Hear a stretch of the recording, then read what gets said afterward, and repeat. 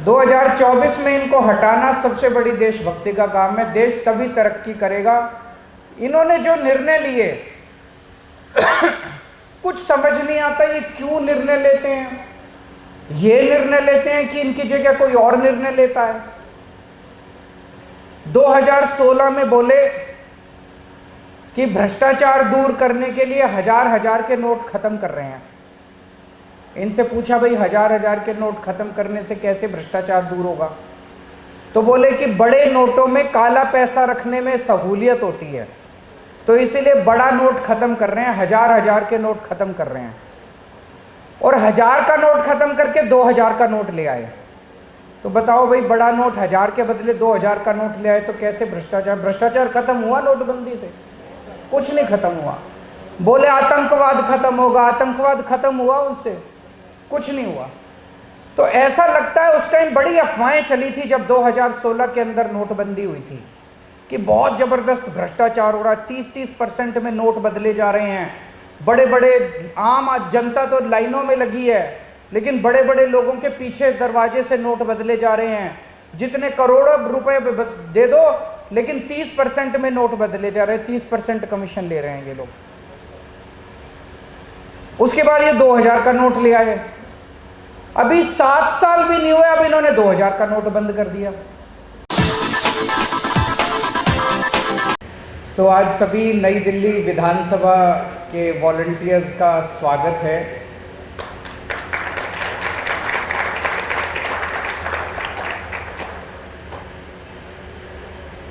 आज अभी नवरात्रे चल रहे हैं।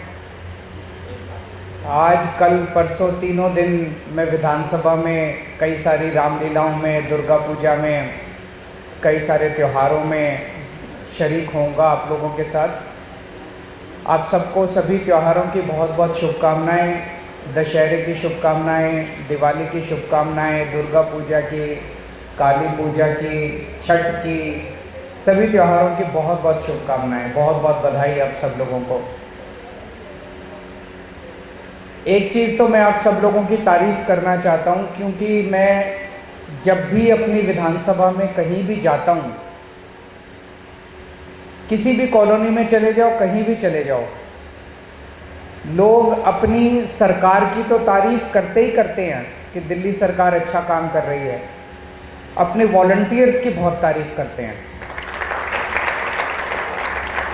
आप सबकी बहुत तारीफ़ करते हैं कि आपके वॉलंटियर्स बहुत अच्छे हैं। हमारे जितने वॉलंटियर्स हैं, आप लोग हैं, हम लोग किसी पॉलिटिकल बैकग्राउंड से नहीं आते। हमारी पार्टी भी पॉलिटिकल बैकग्राउंड वाले लोगों की पार्टी नहीं है। मैं भी पॉलिटिकल बैकग्राउंड से नहीं आते। मनीष जी, सतेंद्र जैन जी, आतिशी, सौरभ भारद्वाज, सब ऑर्डिनरी लोग थे, आम लोग थे। हम आम लोगों ने मिलके पार्टी बनाई।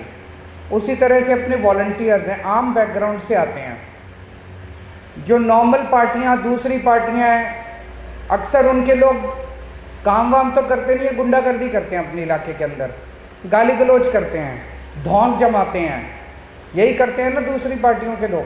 तो लोग उनको पसंद नहीं करते। अपनी पार्टी वालों को लोग पसंद करते हैं। अपनी पार्टी वाले सारे शरीफ नज़र आते हैं। अगर कोई शरीफ है तो समझ जाओ आम आदमी पार्टी का है, ये एक उसकी पहचान है। तो आप सब लोगों को मैं बधाई देना चाहता हूँ। आप सब लोग बहुत मेहनत कर रहे हैं, बहुत सेवा कर रहे हैं अपने अपने इलाके में लोगों की।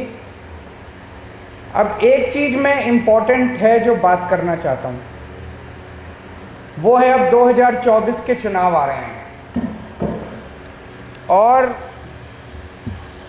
इन लोगों को 2014 में और फिर 2019 में